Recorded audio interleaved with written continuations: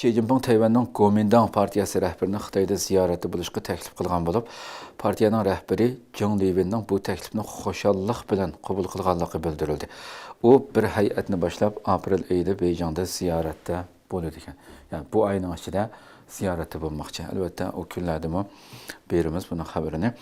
Amerikanın iki yuqori dərəcəlik əməldarı Xitayning ən çox özək işləb çıxarğıcısı SMIC-nin bir yıl ilgari İran'ı üskünü ve texniki bilen təminləşki başlığanlığını ve hazırgıçı davamlaşıyatqanlığını təkidledi.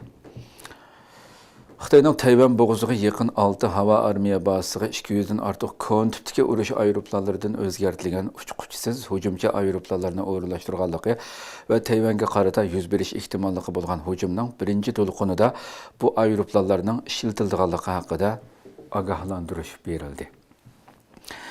Xo'sh, yana bir xabarimiz Osiyodagi eng chong xalqaro tor qimori va telegraf aldamchiligi jinoyat shaykisi deb qaralayotgan Prince Group'ning tarmoq shirkati Huyvan Group'ning sobiq kotibi Li Shun 1 aprel Kambodjadan Xitoyga qaytirib berilgan.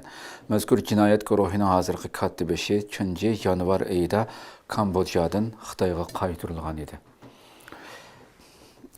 Türkiye Energiya ve Tabiiy Boyliq Ministerliği Sharq Turkistonga joylashgan 2 Xitoy shirkatiga qarata xalqaro jazo qarori chiqargan bo'lib, Xitoy nefti G'arbiy rayon burg'ulab tekshirish qurilishi cheklik shirkati bilan atalmış Xinjiang Jingtong neft tabiiy gaz pay cheklik shirkatining Türkiye sho'balariga hukumatning xaridor chaqirishidan 1 yil cheklash jazosi berilgan.